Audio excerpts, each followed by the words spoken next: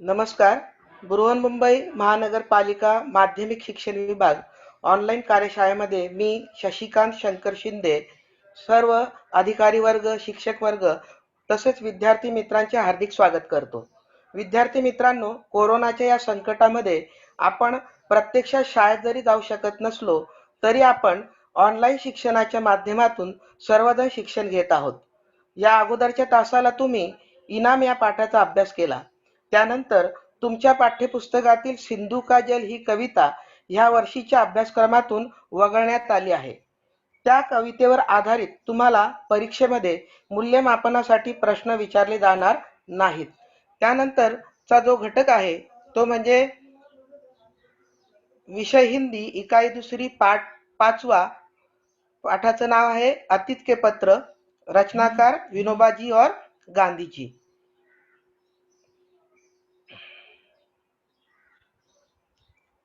अतीत के पत्र. परिचय. विनोबा भावेजी विनायक नरहरी भावे, जन्म 11 सितंबर 1895, मृत्यु 15 नवंबर 1982. परिचय. विनोबा भावे का पूरा नाम विनायक नरहरि भावे था. आप स्वतंत्रता संग्राम सेनानी, सामाजिक कार्यकर्ता तथा प्रसिद्ध गांधी विचारक थे. प्रमुख कृतियां गीताई, गीता का मराठी में अनुवाद, गीता पर वार्ता, शिक्षा पर विचार आदि कुछ प्रमुख रचनाएं हैं. महात्मा गांधी जी. जन्म 2 अक्टूबर 1869, मृत्यु 30 जनवरी 1948. परिचय. गांधी जी का पूरा नाम मोहनदास करमचंद गांधी था. आप भारतीय स्वतंत्रता आंदोलन के प्रमुख राजनीतिक एवं आध्यात्मिक नेता थे. प्रमुख कृतियां सत्य के साथ मेरे प्रयोग, आत्मकथा. महात्मा गांधी जी की जो आत्मकथा है उसकी जो किताब है उसका नाम है सत्य के साथ मेरे प्रयोग. उसका जो मराठी में अनुवाद है उसे माझे सत्याचे प्रयोग ऐसा नाम दिया गया है. हिंद स्वराज्य या इंडियन होम रूल, इनके अतिरिक्त लगभग प्रत्येक दिन अनेक व्यक्तियों और समाचार पत्रों के लिए लेखन करते थे. गद्य संबंधी. यहाँ प्रथम पत्र में विनोबा भावे जी का दृढ़ निश्चय, देश सेवा व्रत, परिश्रम, अनुशासन एवं गांधी जी के प्रति समर्पण एवं श्रद्धा का परिलक्षित होती है. विद्यार्थी मित्रों, हमारे देश को स्वतंत्र मिलने के पहले का यह समय है कि उन दिनों एक दूसरे का हालचाल या सुख दुख का समाचार लेने के लिए एक ही प्रभावी माध्यम था और वो था पत्र. और पत्र के जरिए ही एक दूसरे का हालचाल पूछा जाता था.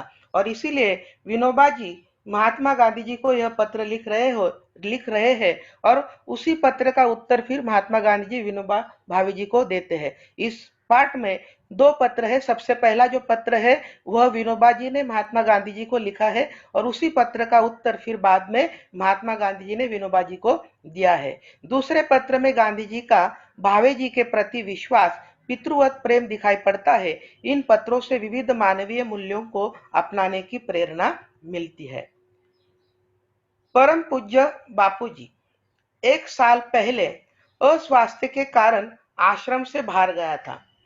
विनोबा जी महात्मा गांधी जी को लिख रहे हैं कि अस्वास्थ्य के कारण आश्रम से वह बाहर गए थे 1 साल पहले. अस्वास्थ्य का मतलब है बीमारी. तब यह तय हुआ था कि 2-3 मास वहीं रहकर आश्रम लौट आऊंगा. वो कह रहे हैं कि उन्होंने अस्वास्थ्य के कारण पहले तय किया था कि आश्रम से मैं सिर्फ 2-3 महीने ही 2-3 मास यानी महीने ही बाहर रहूंगा और बाद में फिर से आश्रम में लौट आऊंगा. तो वो 2-3 मास के लिए कहा गए थे. तो वाई, सातारा जिले में वाई नाम का एक गांव है, वहां पर वो गए थे. 1 साल बीत गया फिर भी मेरा कोई ठिकाना नहीं. ठिकाना न रहना इसका मतलब क्या? आता पता न रहना. वो तो कह रहे कि मैं 2-3 मास के लिए गया था लेकिन 1 साल बीत गया फिर भी मैं आश्रम में वापस नहीं लौटा. तो उसके लिए उसका स्पष्टीकरण देने के लिए वो बापूजी को पत्र लिख रहे हैं. ठिकाना न रहना इसका मतलब आता पता न रहना. पर मुझे कबूल करना चाहिए कि इस बारे में सारा दोष मेरा ही है. वो कह रहे कि इस बारे में सारा दोष मेरा ही है कि मैं 2-3 मास के लिए तो गया था, लेकिन 1 साल तक आश्रम से बाहर रहा, इसीलिए इसके कारण यह दोष मेरा ही है। वैसे मामा फड़के को मैंने 1-2 पत्र लिखे थे। आश्रम ने मेरे हृदय में खास स्थान प्राप्त कर लिया है। इतना ही नहीं, अपितु मेरा जन्म ही आश्रम के लिए है, ऐसी मेरी श्रद्धा बन गई है। वो कह रहे कि मैंने मामा फड़के को इसके बारे में 1-2 बार पत्र भी लिखे थे, और आश्रम ने मेरे हृदय में खास स्थान प्राप्त कर लिया है। और आश्रम का जो उल्लेख यहाँ पर विनोबा जी कर रहे हैं, तो उसके बारे में जानना भी जरूरी है कि किस आश्रम के बारे में विनोबा जी हमें कह रहे हैं और महात्मा जी को इस पत्र के जरिए कह रहे हैं। तो साबरमती आश्रम के बारे में हम देखा जाए, तो जब महात्मा गांधी दक्षिण अफ्रीका से भारत वापस आ गए थे, तो वह भारतीय राष्ट्रीय कांग्रेस में शामिल हो गए। वे अपनी पत्नी के साथ गुजरात में रहना चाहते थे, कि जिसके लिए उन्होंने अपने मित्र जीवनलाल देसाई के कहने पर उनके कोचरब बंगला में 25 मई 1915 को सत्याग्रह आश्रम का निर्माण करवाया। गांधी जी उस समय अपनी पत्नी और करीबियों के साथ, की जिनमें विनोबा जी भी शामिल थे, यहाँ रहने लगे। आश्रम रहने के हिसाब से तो अच्छा था, लेकिन यहाँ खेत बाड़ी, पशुपालन, गौशाला, ग्रामोद्योग का निर्माण जैसी गतिविधियां करना संभव नहीं था। तब उन्होंने 17 जून 1917 को साबरमती नदी के किनारे 36 एकड़ के लगभग बड़ी जगह पर सत्याग्रह आश्रम फिर से स्थापित करवाया। बाद में इस आश्रम को नदी के नाम से साबरमती आश्रम कहा जाने लगा। यहाँ इस आश्रम में शिक्षा के साथ ही कृषि से जुड़ी बातें, मानव श्रम की महत्ता से लोगों को अवगत कराया जाता था। इसके साथ ही गांधी जी ने ग्रामोद्योग और खादी के प्रचलन को बढ़ाने के लिए बहुत कार्य किए। इस आश्रम में गांधी जी चरखा चलाकर खादी के वस्त्र बनाते थे, साथ ही दूसरों को सिखाते भी थे। इतनी सारी गतिविधियां आश्रम में होती थी। और साबरमती आश्रम में कई कुटिया है, जिसमें बापूजी स्वयं रहते थे। उस कुटी को बापू कुटी नाम से जाना जाता है। यहाँ स्वयं गांधी जी एवं उनके सहयोगी रहा करते थे। और इतनी सारी गतिविधियां आश्रम में होती थी, इसलिए आश्रम ने मेरे हृदय में खास स्थान प्राप्त कर लिया है। इतना ही नहीं, अपितु मतलब किंतु मेरा जन्म ही आश्रम के लिए है, ऐसी मेरी श्रद्धा बन गई है, ऐसा विश्वास मेरा बन गया है, ऐसा विनोबा जी महात्मा गांधी जी को कह रहे हैं। तो फिर प्रश्न उठता है कि मैं 1 वर्ष बाहर क्यों रहा। मतलब इतना सब होने के बावजूद आश्रम ने मेरे हृदय में आदर पूर्वक स्थान प्राप्त कर लिया है। इसके बावजूद भी मैं आश्रम से 1 साल के लिए बाहर क्यों रहा, इसके बारे में अभी वो बता रहे हैं। जब मैं 10 वर्ष का था, तभी मैंने ब्रह्मचर्य व्रत का पालन करते हुए देश सेवा करने का व्रत लिया था। ब्रह्मचर्य इसका मतलब है आजन्म विवाह न करना या संसार न बसाना। तो विद्यार्थी मित्रों, सोचो कि सिर्फ 10 साल की उम्र में विनोबा जी ने ब्रह्मचर्य व्रत का पालन करने का फैसला किया, और अपना सारा जीवन देश के लिए, देश सेवा के लिए बिताने का उन्होंने फैसला किया। उम्र सिर्फ 10 साल, मतलब आपसे भी छोटे। तो उसके बाद मैं हाई स्कूल में दाखिल हुआ। उस समय मुझे भागवत गीता के अध्ययन का शौक लगा। तो वो कह रहे हैं कि हाई स्कूल में दाखिल होने के वक्त उन्हें भागवत गीता का अध्ययन का शौक लगा था। भागवत गीता यह एक प्राचीन भारतीय तत्वज्ञान विषयक ग्रंथ है, कि इसमें भगवान अर्जुन को जीवन विषयक उपदेश भगवान श्री कृष्ण ने दिया है। इसके रचयिता वेद व्यास जी है। भगवत गीता में 18 अध्याय और 700 श्लोक है। यह अत्यंत लोकप्रिय ग्रंथ है। यह केवल भारत में ही नहीं, पूरे विश्व में प्रसिद्ध है। और इसी भागवत गीता के अध्ययन का शौक उन्हें लगा। पर मेरे पिताजी ने दूसरी भाषा के तौर पर फ्रेंच लेने की आज्ञा दी। मूलतः भागवत गीता यह ग्रंथ संस्कृत भाषा में था, और इसीलिए उन्हें संस्कृत भाषा पढ़नी थी। लेकिन विनोबा जी के पिताजी ने उन्हें दूसरी भाषा के तौर पर फ्रेंच भाषा पढ़ने की आज्ञा दी। तो भी गीता पर का मेरा प्रेम कम नहीं हुआ था, और तभी से मैंने घर पर ही खुद ब खुद संस्कृत का अभ्यास शुरू कर दिया था। मतलब वो कह रहे कि मैंने स्वयं खुद ब खुद संस्कृत पढ़ना शुरू कर दिया था। आपकी आपकी आज्ञा लेकर आश्रम में दाखिल हुआ, फिर हुआ पर उसी समय वेदांत का अभ्यास करने का अच्छा मौका हाथ लगा। तो कह रहे कि आपकी आज्ञा लेकर ही मैं आश्रम में दाखिल हुआ था, लेकिन और अभ्यास करने का मौका, उन्हें वेदांत का अभ्यास करने का मौका उस समय हासिल हुआ था। अगर वेदांत के बारे में भी जाना जाए तो वेद ये दुनिया के लगभग सबसे पुराने लिखित दस्तावेज है। वेद ही हिंदू धर्म के सर्वोच्च और सर्वोपरि धर्म ग्रंथ है। वेद शब्द संस्कृत के वेद शब्द से निर्मित है। वेद यानी ज्ञान, अर्थात इस एक मात्र शब्द में ही सभी प्रकार का ज्ञान समाविष्ट है। प्राचीन भारतीय ऋषि जिसके मंत्र दृष्ट कहा गया है, उन्हें मंत्रों के गूढ़ रहस्यों का ज्ञान कर, समझ कर, मनन कर, उनकी अनुभूति कर, उस ज्ञान को जिन ग्रंथों में संकलित कर संसार के समक्ष प्रस्तुत किया, वो प्राचीन ग्रंथ वेद कहलाए। और इन्हीं वेद को पढ़ने का, उनका अध्ययन करने का मौका उन्हें हाथ लगा। वाई में नारायण शास्त्री मराठे नामक एक आजन्म ब्रह्मचारी विद्वान विद्यार्थियों को वेदांत तथा दूसरे शास्त्र सिखाने का काम करते थे। और जिस जगह विनोबा जी गए थे, वहां पर वाई में उन्हें नारायण शास्त्री नामक एक आजन्म ब्रह्मचारी विद्वान थे, उन्हीं से वेदांत तथा दूसरे शास्त्र सीखने का वह काम करते थे। और उन्हीं से उनको, उनके पास उपनिषद का अध्ययन करने का लोभ भी उन्हें हुआ। लोभ यानी चाह या इच्छा। तो उपनिषद पढ़ने का, अध्ययन करने का भी लोभ उनसे रहा नहीं गया, और नारायण शास्त्री नामक युवक से वह उपनिषद भी पढ़ने लगे। उपनिषद का अर्थ है कि गुरु के पास बैठकर मिली हुई विद्या या ज्ञान।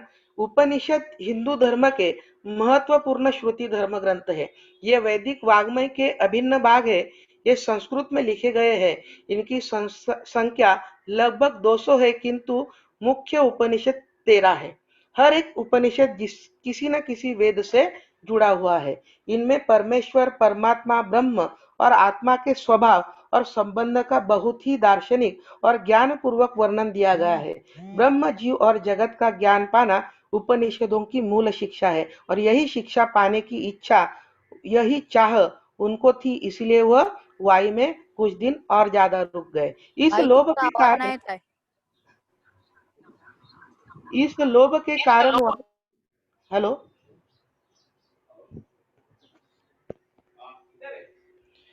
इस लोभ के कारण वाई में मैं ज्यादा समय रह गया। इतने समय में मैंने क्या क्या किया, यह लिखता हूँ। आगे वो कह रहे हैं कि जिस लोभ के खातिर मैं इतने दिनों आश्रम से बाहर रहा, मेरा वह लोभ और उसका कार्य नीचे लिखे अनुसार है। वो अभी आगे बता रहे हैं कि इतने दिन वो वाई में रहे, आश्रम से दूर रहे, उस समय उन्होंने क्या क्या कार्य किए, क्या क्या काम किए, उसके बारे में वो आगे महात्मा गांधी जी को बता रहे हैं। स्वास्थ्य सुधार के निमित्त पहले तो मैंने 10-12 मील घूमना शुरू किया।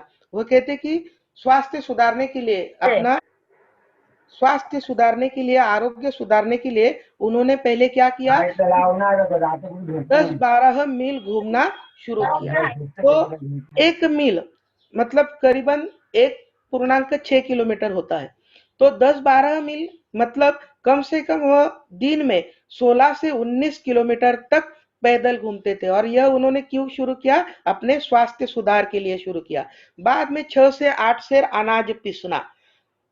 शेर का मतलब, एक शेर मतलब 933 ग्राम होता है, और 6 से 8 शेर, इसका मतलब है 5.5 किलो से लेकर 7.5 किलो तक वह रोज चक्की पर, मतलब जिसका चित्र आप देख रहे हो उसे मराठी में जात कहते हैं, आपको मालूम होगा। लेकिन यह पत्थर से बनी होती है। और उस समय लाइट पर चलने वाली चक्कियां बहुत कम थी, और इसी वजह से ज्यादा लोग इसी पत्थर से बनी चक्की पर, जो हाथों से चलाई जाती थी, अनाज पीसने का काम करते थे। इसका फायदा यह भी था मित्रों कि हमारे शरीर का व्यायाम भी होता था, कसरत भी होती थी, और अनाज का अनाज पीसा जाता था। और इसी वजह से विनोबा जी ने 6 से 8 सेर अनाज पीसना शुरू किया। आज 300 सूर्य नमस्कार और घूमना, यह मेरा व्यायाम है, इससे मेरा स्वास्थ्य ठीक हो गया। यानी स्वास्थ्य सुधारने के लिए उन्होंने जो विविध व्यायाम करने को शुरू किया, उसके बारे में वो अपने पत्र में लिख रहे हैं। वो आगे कह रहे हैं कि आहार के विषय में पहले 6 महीने तक तो नमक खाया। वो कह रहे कि आहार के विषय में मैंने पहले 6 महीने तक तो नमक खाया था, मतलब खाने में नमक का इस्तेमाल किया था। लेकिन 6 महीने के बाद क्या हुआ कि उन्होंने उसे छोड़ दिया। मतलब 6 महीने के बाद उन्होंने खाने में, सब्जी में बिना नमक का खाना खाना शुरू कर दिया, बिना नमक की सब्जी खाना शुरू कर दी। तो आप सोच सकते हो मित्रों, अगर बिना नमक का खाना हमें खाने के लिए कहा जाए तो हम कितने दिन तक खा सकते? एक भी दिन नहीं खा सकते। अभी गलती से समझो अपनी माँ से खाना बनाने के वक्त खाने में अगर नमक कम हो गया तो हमें वो खाना खाने के लिए अच्छा नहीं लगता। और लेकिन विनोबा जी ने अपनी सारी उम्र आजन्म बिना नमक का और बिना मसाले का खाने का व्रत लिया। तो अपने शरीर सुधारने के लिए, स्वास्थ्य सुधारने के लिए उन्होंने जो कदम उठाया वो हम इतनी आसानी से नहीं उठा सकते। तो उन्होंने अब कितना बड़ा त्याग किया यह भी आप सोच सकते हो। मसाले वगैरह बिल्कुल नहीं खाए और आजन्म नमक और मसाले न खाने का व्रत लिया। मतलब पूरी, जब तक जिंदा रहेंगे तब तक पूरे जीवन भर मसाले और खाने, नमक खाने में न खाने का व्रत उन्होंने लिया। दूध शुरू किया। बहुत प्रयोग करने के बाद यह सिद्ध हुआ कि दूध पीना बिना बराबर चल नहीं सकता। फिर भी अगर इसे छोड़ा जा सकता हो तो छोड़ देने की मेरी इच्छा है। तो उन्होंने दूध शुरू किया था लेकिन उसे भी छोड़ने की उनके मन में इच्छा थी। 1 महीना केले, दूध और नींबू पर बिताया। केवल एक महीना उन्होंने केले, दूध और नींबू पर ही बिताया। दूसरा किसी भी प्रकार का खाना उन्होंने नहीं खाया, सिर्फ केले, दूध और नींबू। इससे ताकत कम हुई। आप समझ सकते हो, अगर वो 1 महीने तक उन्होंने सिर्फ केला, दूध और नींबू ही खाया तो उनकी ताकत वाकई में कम हुई होगी। वहां पर उन्होंने क्या क्या कार्य किए? गीता का वर्ग चलाया। भगवत गीता हमने पहले किया, उस गीता का वर्ग चलाया। इसमें 6 विद्यार्थियों को अर्थ सहित सारी गीता सिखाई बिना पारिश्रमिक के। इस वर्ग में उन 6 विद्यार्थी थे, इनको उन्होंने अर्थ सहित गीता सिखाई, वो भी बिना पारिश्रमिक के। बिना पारिश्रमिक इसका मतलब है किसी भी प्रकार का पैसा न लेते हुए, किसी न लेते हुए उन्होंने बिल्कुल मुफ्त वह विद्या, गीता अर्थ सहित उन्होंने विद्यार्थियों को सिखाई। ज्ञानेश्वरी यह 6 अध्याय, इस वर्ग में 4 विद्यार्थी थे। ज्ञानेश्वरी यह जो ग्रंथ है, इस वर्ग में भी 4 विद्यार्थी थे।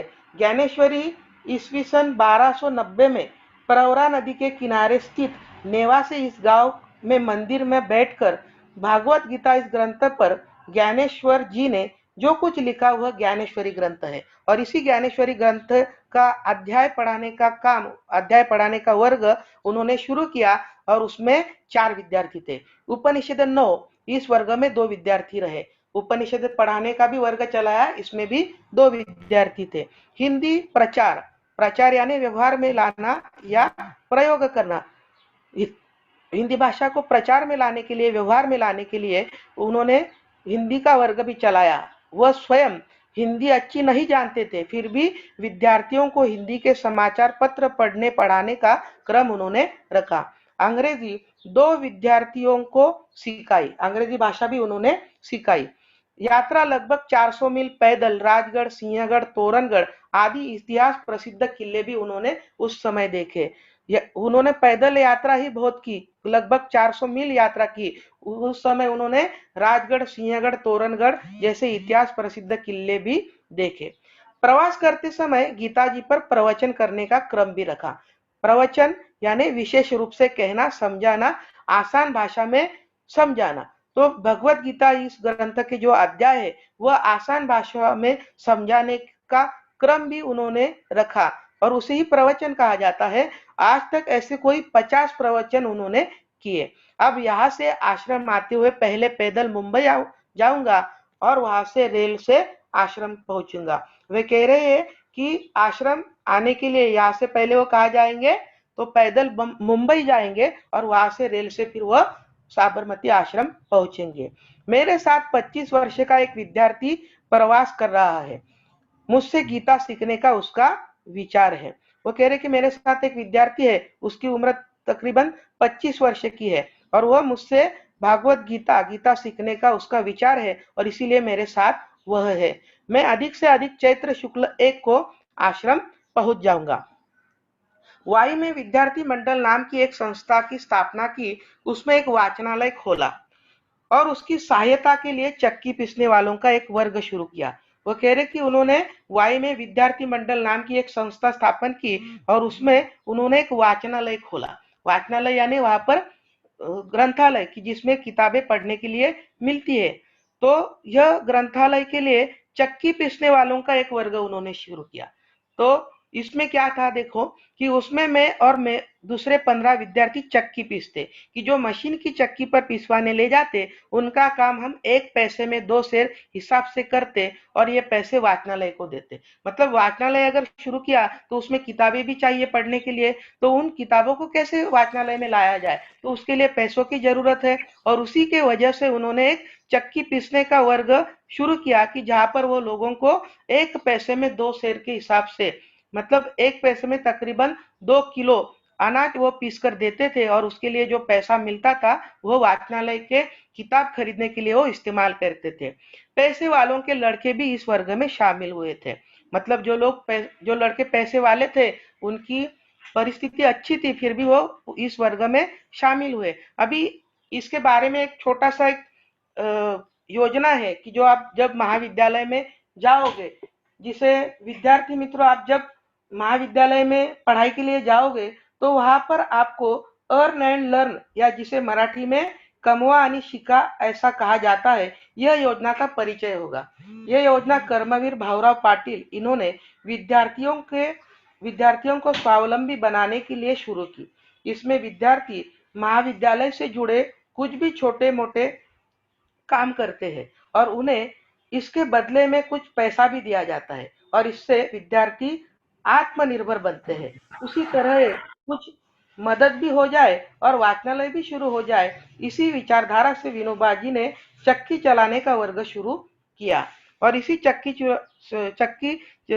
चलाने के वर्ग में जो भी अनाज पिसवाने आते उससे जो भी पैसा मिलते तो उससे वाचनालय के लिए उन्होंने किताबें खरीदी। यह वर्ग कोई 2 माह चला और वाचनालय में 400 पुस्तकें इकट्ठी हो गई। सत्याग्रह आश्रम के तत्वों का प्रचार करने का मैंने काफी प्रयत्न किया। मतलब एक आश्रम से 1 साल बाहर रहने के बावजूद उन्होंने आश्रम से जुड़े ही बहुत से काम किए और यही वो इस पत्र में लिख रहे हैं। बड़ौदा में 10-15 मित्र है, इन सबको लोक सेवा करने की इच्छा है। इस कारण वहां 3 वर्ष पहले हमने मातृभाषा के प्रसार यानी फैलाव या संचार के लिए एक संस्था स्थापन की थी। अभी विनोबा जी महाराष्ट्र से थे, उनकी मातृभाषा थी मराठी और इस मराठी भाषा का प्रसार उन्होंने बड़ौदा में यानी गुजरात राज्य में करने के लिए यह संस्था स्थापन की थी। इस संस्था के वार्षिकोत्सव में मैं गया था, यानी उत्सव यानी संस्था के सभासद इकट्ठे होकर काम किया, आगे क्या करना है इसकी चर्चा। इस उत्सव में उन्होंने सब मित्र एक साथ आते थे और अब आगे हमें क्या काम करना है और क्या नहीं करना है इसके बारे में वो चर्चा करते थे। और उसमें मैंने वहां हिंदी प्रचार करने का विचार रखा और उसी समय अपने दोस्तों के सामने उन्होंने यह विचार रखा कि हमें हिंदी भाषा का भी प्रचार करना चाहिए। जिस तरह हम हमारी मातृभाषा मराठी का प्रचार कर रहे हैं, उसका प्रसार कर रहे हैं, तो हमें हिंदी भाषा का भी प्रचार करना होगा। मेरी श्रद्धा है कि वह संस्था यह काम जरूर करेगी। आपने हिंदी प्रचार का जो प्रयत्न शुरू किया है उसमें बड़ौदा की यह संस्था काम करने को तैयार रहेगी। अंत में सत्याग्रहाश्रम निवासी के तौर पर मेरा आचरण कैसा रहा, आचरण यानी वर्तन, यह कहना आवश्यक है। उन्होंने क्या कार्य किया यह भी बताया, स्वास्थ्य के बारे में क्या किया यह भी हमें बताया, लेकिन उनका आचरण कैसा रहा इसके बारे में भी वो आगे कह रहे हैं। आस्वाद व्रत इस विषय पर भोजन संबंधी प्रकरण में ऊपर लिखा जा चुका है। वो कह रहे कि आस्वाद व्रत के बारे में उन्होंने पहले ही हमें बताया, पत्र में लिखा है कि बिना फीका भोजन, बिना नमक का, बिना मसाले का खाना खाने का व्रत उन्होंने लिया, उसे ही आस्वाद व्रत कहा गया है। अपरिग्रह मतलब संग्रह न करना। लकड़ी की थाली, कटोरी, आश्रम का एक लोटा, धोती, कंबल और पुस्तकें इतना ही परिग्रह रखा है। परिग्रह यानी संग्रहित रखा है, मेरे पास रखा है। मतलब लकड़ी की थाली और कटोरी खाना खाने के लिए, आश्रम का एक लोटा पानी पीने के लिए, धोती, कंबल और पुस्तकें इतना ही उन्होंने संग्रहित रखा है। इन चीजों को छोड़कर सभी चीजों का उन्होंने त्याग किया, अपरिग्रह किया, संग्रह नहीं किया। बंडी, कोट, टोपी वगैरह न पहनने का ही व्रत लिया है। वह कह रहे कि मैंने बंडी पहनना, कोट पहनना, टोपी पहनना, यह न पहनने का ही व्रत लिया है। इस कारण शरीर पर भी धोती ही ओढ़ लेता हूँ। जैसे कि करघे पर बुना कपड़ा ही इस्तेमाल करता हूँ। करघा यानी जिसे हम मराठी में कहते हैं चरखा, और कपड़ा बुनने का यंत्र। तो जैसे कि हम चित्र में देख रहे हैं कि महात्मा गांधी जी स्वयं करघे पर सूत बना रहे हैं, तो उन्होंने भी, महात्मा गांधी जी का जो पोशाक था सिर्फ शरीर पर वो धोती ही पहनते थे, उसी तरह विनोबा जी ने भी सिर्फ धोती ही पहनने का फैसला लिया और शरीर पर भी धोती ही ओढ़ लेता हूँ और करघे पर बुना ही कपड़ा इस्तेमाल करता हूँ। स्वदेशी परदेशी का संबंध मेरे पास है ही नहीं। आपके संबंध मद्रास के व्याख्यान के अनुसार व्यापक अर्थ न किया हो तो ही। सत्य, अहिंसा, ब्रह्मचर्य, इन व्रतों का परिपालन अपनी जानकारी में मैंने ठीक ठीक किया है, ऐसा मेरा विश्वास है। मतलब हमेशा सत्य की राह पर चलना, और अहिंसा मतलब कभी भी हिंसा न करना, ब्रह्मचर्य व्रत का पालन करना, इन्हीं व्रतों का परिपालन अपनी जानकारी में मैंने ठीक ठीक किया है, ऐसा मेरा विश्वास है। अधिक क्या कहूँ, जब भी सपने आते हैं तब मन में मन में एक ही विचार आता है कि क्या ईश्वर मुझसे कोई सेवा लेगा। वो कहती कि जब भी मेरे मन में एक ही विचार आता है कि इस ईश्वर इससे अधिक सेवा मुझसे लेगा और लेनी भी चाहिए।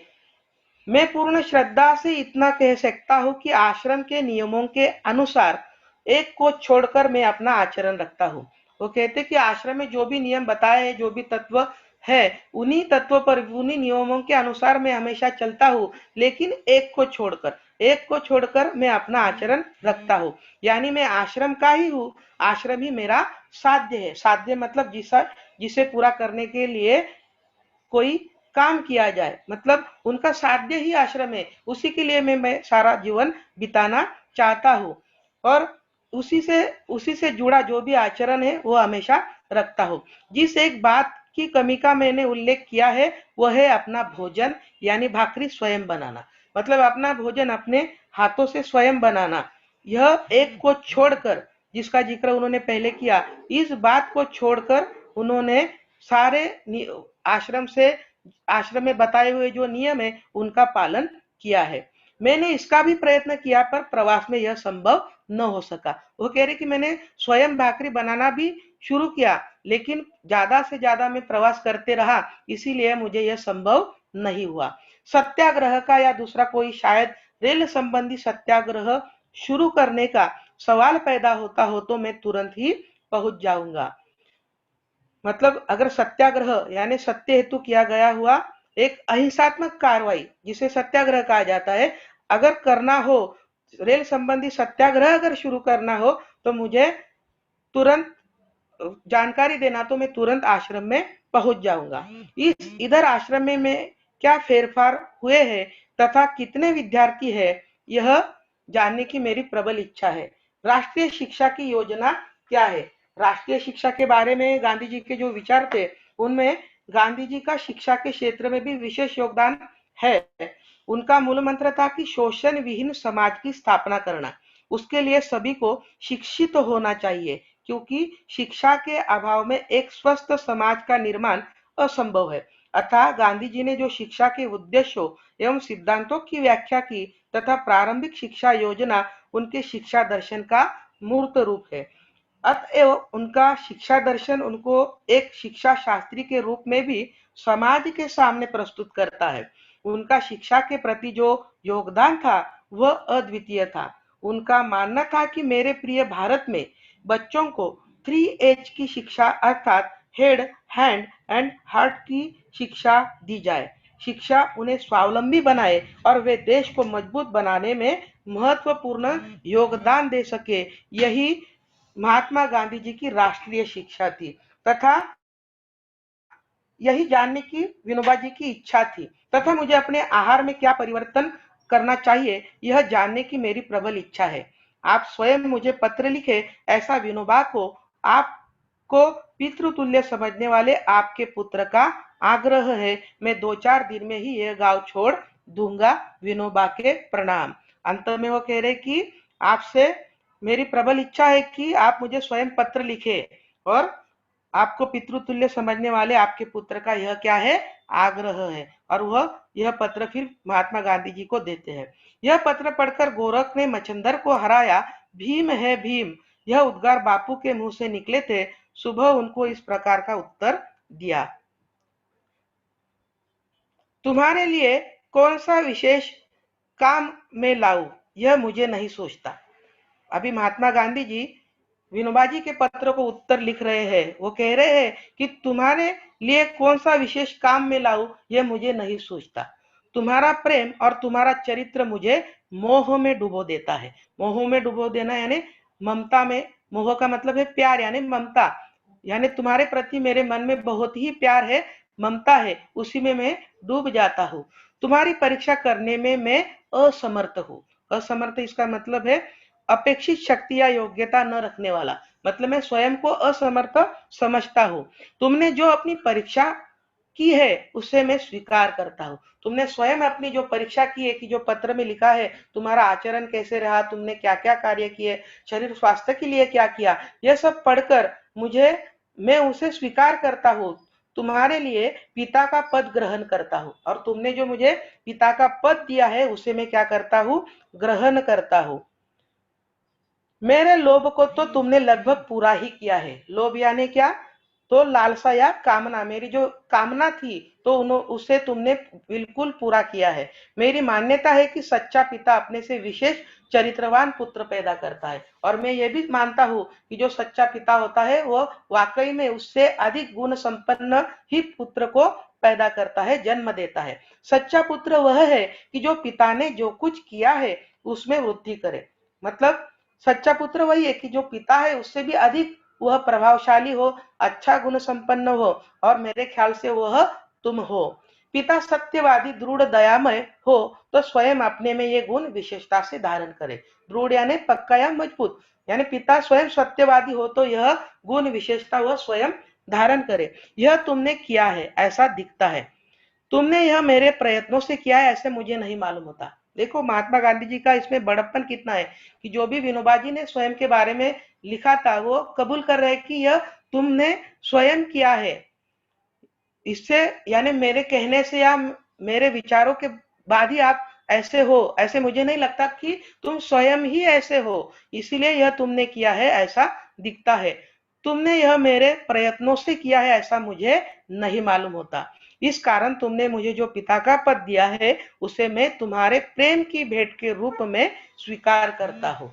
उस पद के योग्य बनने का प्रयत्न करता हूँ और जब मैं हिरण्यकश्यप साबित हूँ तो प्रहलाद भक्त के समान मेरा क्या करना, सादर निरादर करना। हिरण्यकश्यप के बारे में यह असुरों का राजा था कि वह चाहता था कि सब लोग उसे ही भगवान माने और उसकी पूजा करे। उसे उसने अपने राज्य में भगवान विष्णु की पूजा बंद करा दी थी। और प्रहलाद असुर राज हिरण्यकश्यप के पुत्र थे और वह विष्णु भक्त थे। उसके विष्णु विरोधी पिता ने उसे मरवाने के लिए अनेक प्रयत्न करवाए। भगवान विष्णु ने उसका वध करके उसके अत्याचारों को समाप्त कर दिया था। तो इसीलिए वो कह रहे हैं कि मैं हिरण्यकश्यप अगर साबित हूं तो तुम मेरा सादर निरादर करना। तुम्हारी यह बात अच्छी है कि तुमने बाहर रहकर आश्रम के नियमों का बहुत अच्छी तरह पालन किया है। तुम्हारे आश्रम आने के बारे में मुझे शंका थी ही नहीं। मुझे मालूम था कि तुम आश्रम में वाकई में फिर से लौटोगे। तुम्हारे संदेश मामा फड़के ने मुझे पढ़कर सुनाए थे। ईश्वर तुम्हें दीर्घायु करे, मतलब ज्यादा उम्र दे, और तुम्हारा उपयोग हिंद की उन्नति के लिए हो, यही मेरी कामना है, इच्छा है। तुम्हारे आहार में किसी प्रकार का परिवर्तन करने का अभी तो मुझे कुछ नहीं लगता, तुम्हारे आहार में परिवर्तन करने की जरूरत नहीं है। दूध का त्याग अभी तो मत करना, इतना ही नहीं, आवश्यकता हो तो दूध की मात्रा बढ़ाओ। वो कह रहे कि दूध का त्याग मत करो, उल्टा दूध और ज्यादा आप लोगे, दूध की मात्रा और अगर ज्यादा बढ़ाओगे तो भी चलेगा। रेल विषयक सत्याग्रह की आवश्यकता अभी नहीं है, पर उसके लिए ज्ञानी प्रचारों की आवश्यकता है। यह संभव है कि शायद खेड़ा जिले में सत्याग्रह करना पड़ जाए। अभी तो मैं रमता राम हूँ। रमता राम हूँ इसका मतलब एक स्थान पर न रुकने वाला, आज यहाँ तो कल यहाँ, तो एक दो दिन में मैं कहा जाऊंगा, दिल्ली जाऊंगा। विशेष तो जब आओगे तब सब तुमसे मिलने को क्या है, उत्सुक है, बेचैन है। बापू के आशीर्वाद, बापू में बाद में बापू के उद्गार है, बहुत बड़ा मनुष्य है। मुझे अनुभव होता रहा है कि महाराष्ट्रियों और मद्रासियों के साथ मेरा अच्छा संबंध रहा है। महाराष्ट्रियों में तो किसी ने मुझे निराश किया ही नहीं, उसमें भी विनोबा ने तो हद कर दी। विनोबा जी महाराष्ट्र से थे और वह कह रहे कि महाराष्ट्रियों ने में तो किसी ने मुझे निराश ही किया नहीं, और उसमें भी विनोबा ने तो हद कर दी। तो इस पार्ट में जो हमेशा आपको कुर्ती पत्रिका में जो प्रश्न पूछे जाते हैं, उन पत्रों का जिक्र करना भी यहाँ पर जरूरी है। इस पार्ट में जो महत्वपूर्ण प्रश्न पूछे जाते हैं हमेशा की, जो हमेशा परीक्षा में आते हैं, तो यह सबसे महत्वपूर्ण प्रश्न है, इसे ध्यान में रखिए कि स्वास्थ्य सुधार के लिए विनोबा जी द्वारा किए गए कार्य कौन कौन से कार्य किए। तो इसमें उन्होंने 10-12 मील घूमना, 6 से 8 सेर अनाज पीसना, 300 सूर्य नमस्कार करना, नमक और सभी मसाले छोड़ देना। यह प्रश्न परीक्षा के लिए महत्वपूर्ण है, हमेशा यह प्रश्न पूछा जाता है। और एक जो प्रश्न है वो है, विनोबा जी ने इन व्रतों का परिपालन किया। कौन कौन से व्रत थे वो, सत्य, अहिंसा, ब्रह्मचर्य और अपरिग्रह। और पिता के गुण, सत्यवादी, दृढ़, दयामय। यह प्रश्न हमेशा पूछे जाते हैं। तो इस पाठ में हमने क्या पढ़ा विद्यार्थी मित्रों, कि विनोबा भावे जी का दृढ़ निश्चय, परिश्रम, अनुशासन, देश सेवा व्रत, गांधी जी के प्रति उनकी श्रद्धा और समर्पण की भावना, इसका वर्णन उन्होंने पहले पत्र में कि जो उन्होंने महात्मा गांधी जी को लिखा था उस पत्र में किया था, और उससे उनके यह होते हैं। साथ ही पत्र में विनोबा जी के प्रति गांधी जी का विश्वास और पितृवत स्नेह भी हमें, महात्मा गांधी जी ने जो पत्र विनोबा जी को लिखा था वह हमें मालूम होता है। तो विद्यार्थी मित्रों, आपको आतिथ के पत्र यह पाठ अगर अच्छा लगा हो तो इस वीडियो को लाइक कीजिए, शेयर कीजिए। धन्यवाद।